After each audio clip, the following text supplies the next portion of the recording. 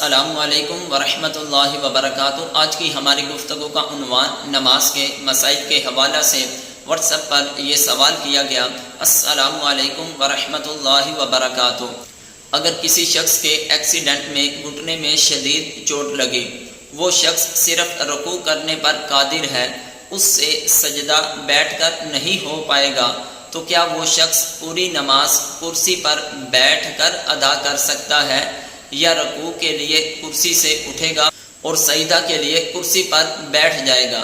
سب سے پہلے اللہ تعالیٰ کی بارگاہ میں دعا ہے، اللہ تعالیٰ کی ذات ہم سب کو ہر طرح کے حادثات سے، نقصانات سے محفوظ فرمائے۔ مزید وہ چیزیں جو حقوق اللہ اور حقوق العباد کی ادائیگی کے اندر رکاوٹ بن جاتی ہیں، اللہ تعالیٰ ان بیماریوں سے، ان رکاوٹوں سے بھی ہم سب کو محفوظ فرمائے۔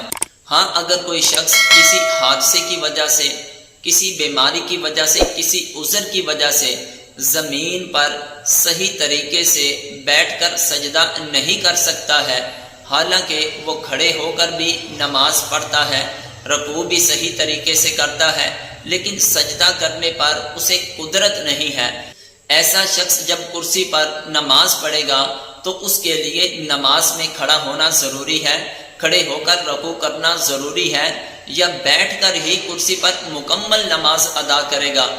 ہاں، شریعت نے ہم کو یہ ضابطہ دیا ہے کہ وہ شخص جو زمین پر سجدہ کرنے سے عاجز آ چکا ہے، کسی بیماری، کسی حادثے، کسی عذر کی وجہ سے وہ صحیح طور پر زمین پر سجدہ نہیں کر سکتا ہے، تو اب اس کے لیے شرعی طور پر حکم اور ضابطہ یہ ہے کہ جو بندہ سجدہ کرنے کی قدرت نہیں رکھتا، اس سے قیام بھی ساقط ہو جاتا ہے۔ اب اس کے لیے کرسی پر بیٹھ کر نماز پڑھنے کا طریقہ یہ ہے کہ جہاں کھڑے ہو کر نماز پڑھی جاتی ہے ادھر بھی وہ بیٹھا رہے گا، اور جو کھڑے ہو کر رکوع کرنے پر قادر ہے تو اس کو رکوع کے لیے کھڑے ہونے کی ضرورت نہیں۔ ہاں، اگر وہ کرسی پر بیٹھ کر ہی رکوع کر لے گا تو اس کی نماز درست ہو جائے گی۔ کرسی پر نماز پڑھتے ہوئے رکوع اور سجدہ کرنے کا طریقہ یہ ہے کہ جب رکوع کرے گا اس وقت جھکے گا، لیکن جب سجدہ کرے گا تو اس وقت اس کو رکوع کی بنسبت زیادہ جھکنا پڑے گا، تاکہ رکوع اور سجدے میں فرق ہو جائے۔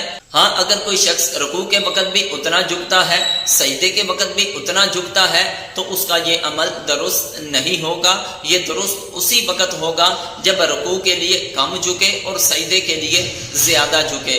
اللہ تعالیٰ کی ذات ہم سب کو دین اسلام کی کامل سمجھ عطا فرمائے اور ہر طرح کی بیماریوں سے محفوظ فرمائے۔ السلام علیکم ورحمۃ اللہ وبرکاتہ۔